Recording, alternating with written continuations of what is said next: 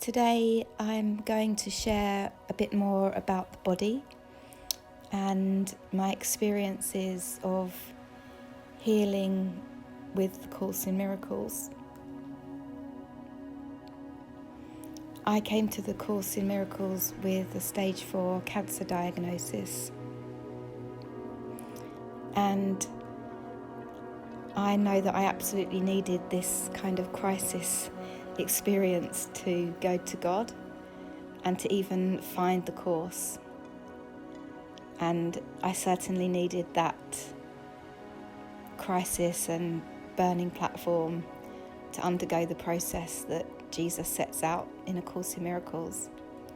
There's no doubt in my mind that it was the perfect problem for me to finally ask for help, to give up all of my own ways, to give up all of my own thoughts and beliefs, to open up my mind to an entirely different way of thinking, way of experiencing.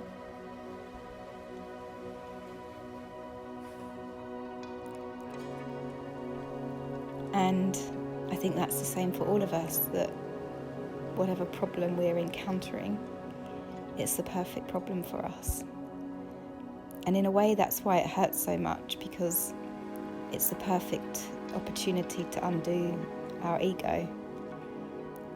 And our ego can be quite specific and particular, depending on the experiences that we've had and our beliefs, over many, many lifetimes, or at least this lifetime.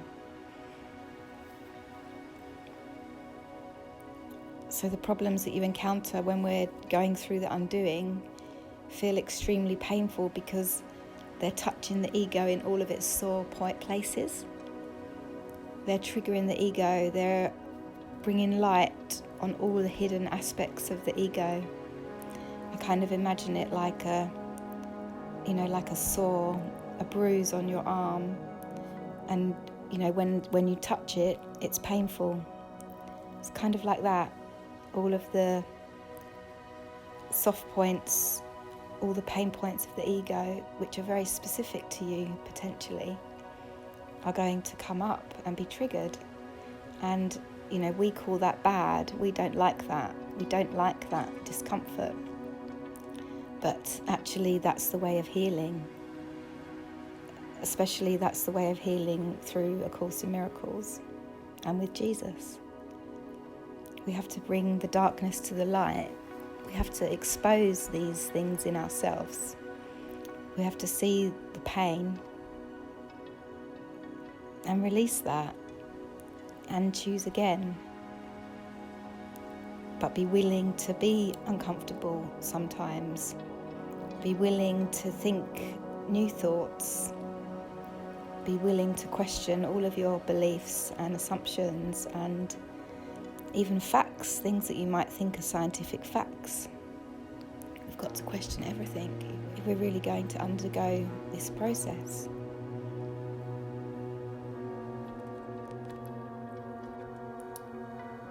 I remember when I first started reading the Course, I actually came to it through David Hawkins' book called Letting Go, The Pathway of Surrender. David Hawkins was a psychologist, mystic, and psychiatrist with a long career. And later in his life, he turned more to spirituality. And in Letting Go, The Pathway of Surrender, he mentions A Course in Miracles, and he says, this book claims to be able to cure any illness. And so I knew that was my next book, this Course in Miracles, which I'd never ever heard of, despite being quite active in spirituality and interested in spirituality. I'd never ever heard of the Course in Miracles. And so I knew that was my next book, but I didn't get the Course in Miracles for about a year because I was really applying the letting go technique in moments of distress, and that was a really important phase for me, to get used to actually applying these spiritual teachings, not just reading them in the book and knowing about them, but actually making it a practice, using those methodologies and tools when I was upset to go through some kind of undoing already. But when I did eventually get the Course in Miracles, one of the first things I remember reading that really stood out to me was this idea that whatever your problem is, you're doing it to yourself.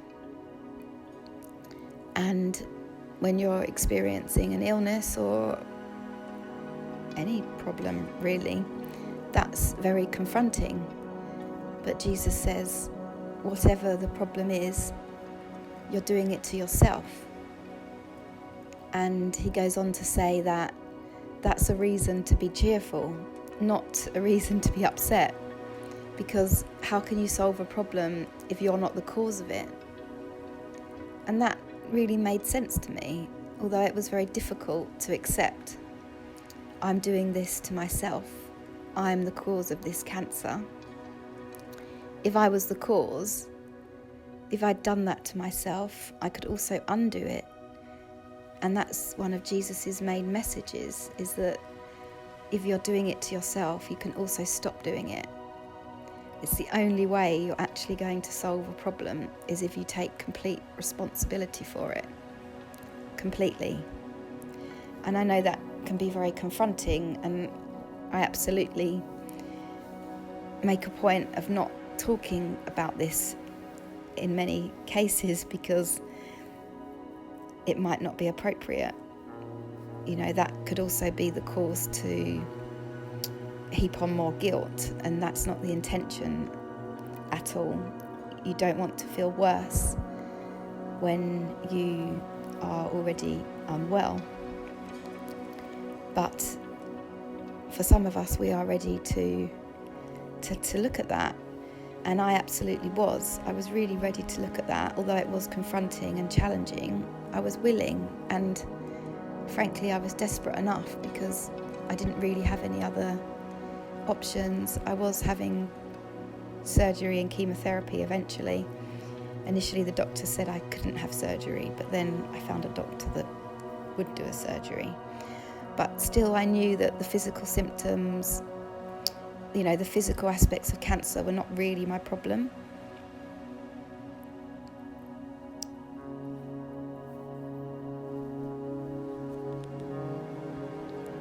I was going through some difficulty leading up to this cancer diagnosis mentally. I was trying to achieve something in the world that wasn't going very well, and I was feeling really bad about that. So I was open to Jesus's logic that actually I should be happy that I'm doing this to myself, because if I'm doing it to myself, if that's all this is, then I can also undo it. And there's some incredible teachings on that throughout the course. In chapter 27, part 8, the hero of the dream, Jesus says, the secret to salvation is this: you are doing it to yourself. No matter what the problem seems to be, you're doing it to yourself. And that's the secret of salvation. And you can look at that, chapter 27, part 8, the hero of the dream. It's an amazing, powerful section and very confronting. But I was willing to look at that, and I always like to experiment. I've really learnt that through my healing experience, is that I need to experiment. I need to apply these teachings. I need to make a practice out of these ideas, make a practice out of these teachings, and apply them to my mind when I'm upset, or apply them to my mind. I really have to apply them. It's in the application. And I learnt that before the course, in the lead up to the course, and it's absolutely essential to get the results of A Course in Miracles to experience the rewards of A Course in Miracles, you have to apply it to your own mind, and nobody else can do that for you. Only you can do that. And you need to keep going with that, even when it seems like it's not working. Keep going with that, and it will feel messy, it will feel like a muddle, you'll feel like you don't know what you're doing, but you're experimenting and you're trying to apply it to your own mind as you would take a pill, as you would take medication. Apply these teachings as medication for your mind, and it's you that has to apply these ideas to your mind. And I did an experiment where I've always felt like there was this sort of oppressive energy outside of me, like something outside of me was crushing me. An oppressive energy that was outside of myself, and I felt it sort of beyond my head, crushing my head. And I felt this, oppressive energy, like somebody had their foot on my head. And in moments of sort of distress or when I felt attacked, I could feel this oppressive energy coming from what seemed to be outside of me, oppressing me. And I thought to myself, okay, well, Jesus says that's the ego. Jesus says whatever it is, I'm doing it to myself. And through reading the Course and learning about the ideas in the Course, I came to the realization that perhaps that oppressive energy, that's me. That's the ego. That's me doing that to myself. And I thought, okay, so if I'm doing that, I can stop doing it. And I thought, okay, let me try. So the next time I felt that energy, and it probably would have been at a time when I was distressed, I don't know, fear of cancer, fear of death, fear of whatever, fear, grief, whatever it was, that oppressive energy that came to me, I probably did it in a moment, because it's also important to practice these things when you're in a moment of suffering. That's also what I learned. It's when you're really motivated to actually do it. So the next time I felt that oppressive energy, I thought, okay, that's me doing that to myself. So if I'm doing it to myself, I can undo it. And I thought, okay, let me take responsibility for that oppressive energy, and let me see if I can relax it just by thinking, I want to relax that. I want to stop doing that. I want to relax that oppressive energy. And I tried it, and it worked. I could release that energy. And I had a real live demonstration that is me. That's me doing that to myself. That's my ego. Wow. And it was a really great early experience. I could stop doing that, and I could release it. I could release that energy. And so whenever I felt that feeling again, I just would release it. And I had some evidence, I guess you could say, or an experience of what Jesus is saying as being true. And it was extremely powerful. And I encourage you to try things like that, to experiment with these ideas in whatever way comes to you. It might not be that same experience, but you can create something that's meaningful to you, however you experience distress, or try out these ideas, because that was a really pivotal moment actually for me. I really remember it, and it was a wow moment. So accepting that your physical illness, it's caused by the mind, that's also what we have to accept as students of A Course in Miracles, that all cause is of the mind. The body is just an effect of the mind. It's a projection of the mind. It's not what you are. It's a projection of the mind. It's an effect, not a cause. cause is always of mind. It's another super important teaching that we've got to get if we want to heal.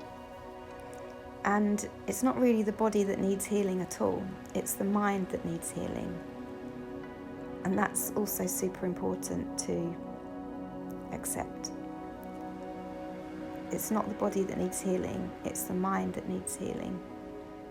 As Jesus says, the mind is sick that thinks it's a body indeed. So the mind is sick that thinks it's a body.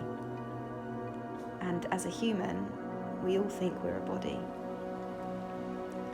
So we're sick. The human condition is a sickness. And it's not about having a healthy body or an unhealthy body. Even an association that seems to have a healthy body is sick. And that's helpful as well. Everyone is sick here. No matter what their body looks like or what their mind seems like, anyone that thinks they're a body is sick. And that can be helpful because part of the issue with physical illness, in my experience, is that you feel very isolated. You feel like there's something specifically wrong with you, that you're the one that's very much messed up, and it's very isolating. And actually the Course tells us that we're all sick. You're back in the crowd again. And it's actually very freeing. We're all sick. Even if you don't have a cancer or some other illness, you're sick. Everyone, the human condition is a form of sickness. Thinking you're a body is a form of sickness. And perhaps that seems quite radical, depending on where you are with your application of the Course. It's not sick to me. It's very freeing to me. The human condition is a sickness. And the Course can seem quite radical in a way, but that's what we need. You know, who wants death to be real? Who wants sickness to be real? Who wants war to be real? Who wants conflict to be real? Who wants unfairness to be real? You know, all the stuff that goes on here, I don't want that to be real.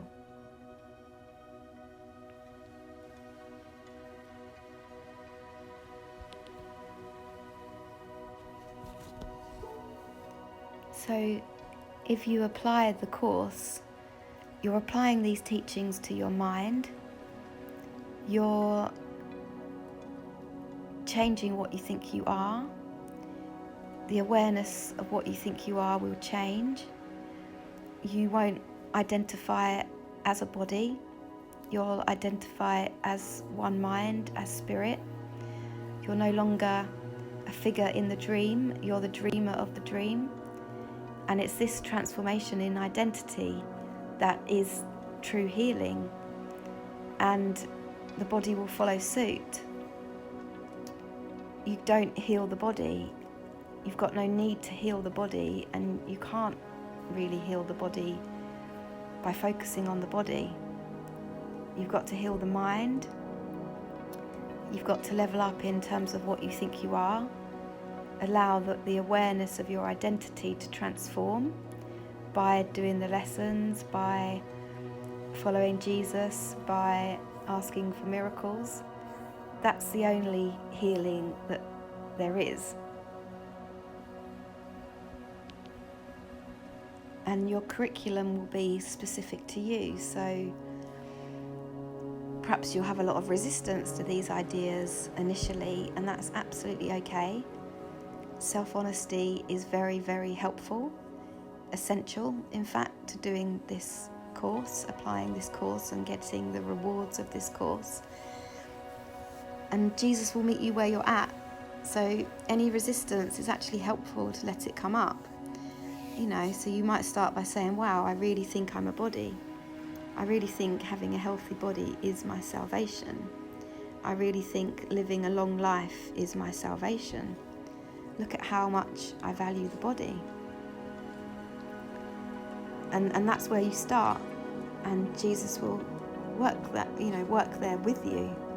He'll meet you exactly where you're at.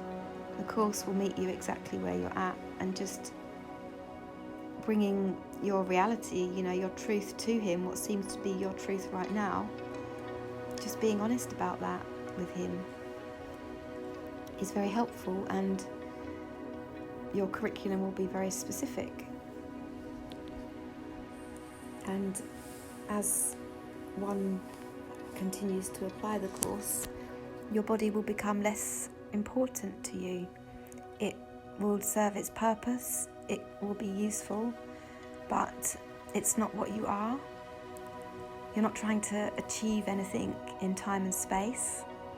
You're not trying to get anything in time and space or with the body, because your needs are completely met in Jesus, in God, and in doing this process, it completely undoes any needs that you have. You become completely needless and at peace at all times.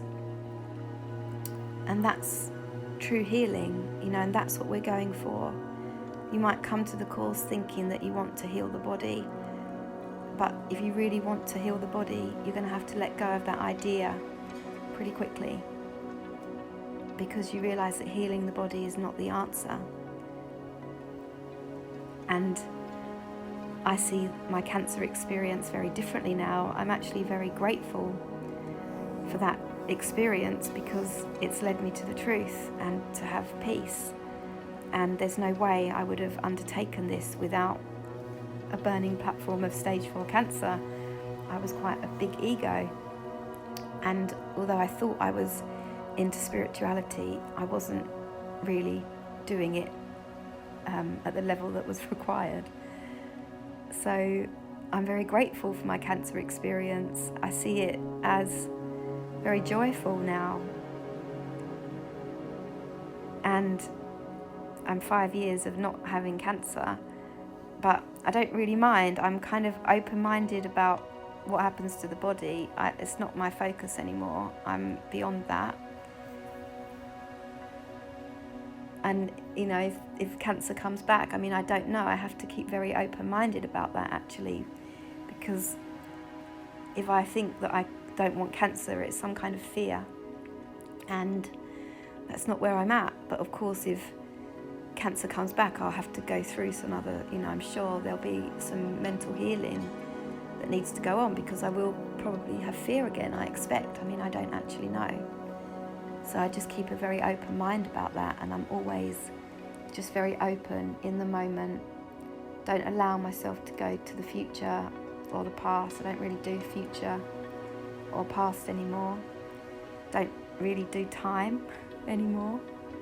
So yeah, if you really want to heal, you've got to allow things to change. Things will really dramatically transform. How you think about everything will completely transform, and at times that can be frightening, and you've just got to go through that and keep going and keep going and keep going. And I know this is quite a big topic for many of us, so I am available to have one-to-one sessions on this kind of body stuff if anybody feels that they need that. I'm happy to have a Zoom chat or something and try to share anything that might be helpful. But the truth is that you know your own path. This is very unique to you, and all I want to do is give you the confidence to go through this yourself in whatever way is right for you. Thank you so much.